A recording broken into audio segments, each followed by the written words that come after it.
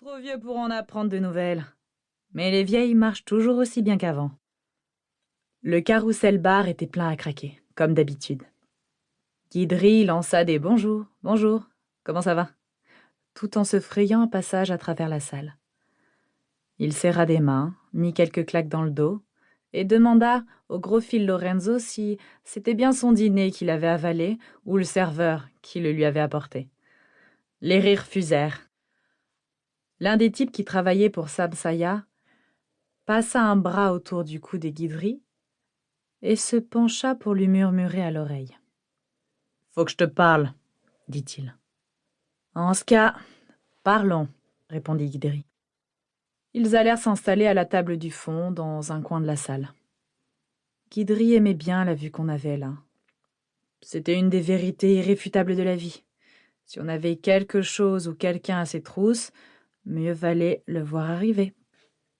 Une serveuse lui apporta un double macallan, avec les glaçons à part, et le gars de Sam Saya se mit à parler. Tout en sirotant son verre, Guidry observait l'activité dans la salle. Les hommes qui faisaient du gringue aux femmes, les femmes qui faisaient du gringue aux hommes, les sourires, les mensonges, les regards voilés par la fumée de cigarette. Une main qui remontait sous l'ourlet d'une robe, des lèvres effleurant une oreille. Guidry adorait ça. Tout le monde ici cherchait un angle d'attaque, un point faible à exploiter. « On a déjà le lieu, Franck, il est parfait. Le type possède tout l'immeuble et le bar du bas. Il acceptera de nous couvrir pour des clopinettes.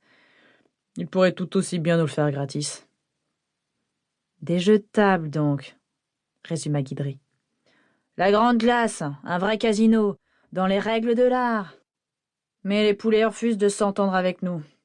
Faudrait que tu nous arrondisses les angles avec ce sale flicard de Dorsey. Tu sais comment il aime son café. » L'art du dessous de table, Guidry était capable d'évaluer le prix de n'importe qui, le pot de vin adéquat, celui qui permettait de conclure un marché. Une fille, un garçon, une fille, un garçon. Si Guidry avait bonne mémoire, l'inspecteur Dorsey du 8e district avait une femme du genre à apprécier une belle paire de pendants d'oreilles en diamant de chez Adler. « Tu te rends bien compte qu'il faudra le feu vert de Carlos ?» dit Guidry. « Carlos donnera son feu vert si tu lui dis que le jeu en vaut la chandelle, Franck. Et on te filera 5% pour ta contribution. » Une rouquine installée au bar ne quittait pas Guidry des yeux. Elle aimait ses cheveux noirs, sa peau couleur olive, sa silhouette svelte, la fossette sur son menton et ses yeux verts légèrement bridés, de vrais yeux de Cajun. Ses yeux étirés en amande, c'était à cause d'eux que les Rital devinaient que Guidry n'était pas des leurs. « 5 » s'étonna Guidry. « Allons, Franck, c'est nous qui faisons tout le boulot, là. » « Dans ce cas, vous n'avez pas besoin de moi, n'est-ce pas ? » ?»« Sois raisonnable. » Guidry voyait la rouquine s'enhardir un peu plus, chaque fois que le bar tournant, tel un manège, terminait l'une de ses lentes révolutions. Sa copine l'encourageait. Sur le dossier de chaque siège capitonné de soie figurait un animal de la jungle, peint à la main. Un tigre, un éléphant, une hyène. Ah, nature rouge de dents et de griffes, récita Guidry. Quoi ? Fit l'homme de main de Saya. C'est une citation du Lord Tennyson, espèce de barbare inculte. 10%, Franck, c'est le maximum qu'on peut allonger.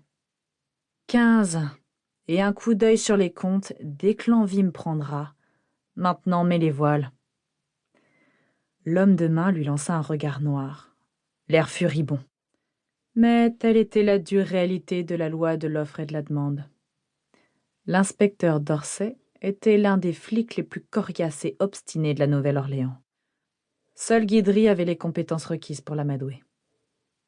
Il commanda un autre scotch. La rouquine écrasa sa cigarette et s'approcha de lui avec nonchalance. Les yeux maquillés façon Cléopâtre, la dernière tendance. Elle affichait un hâle doré. Une hôtesse de l'air, peut-être, rentrée d'une escale à Miami ou Las Vegas. Elle s'assit à côté de lui sans lui demander son avis, n'en revenant pas.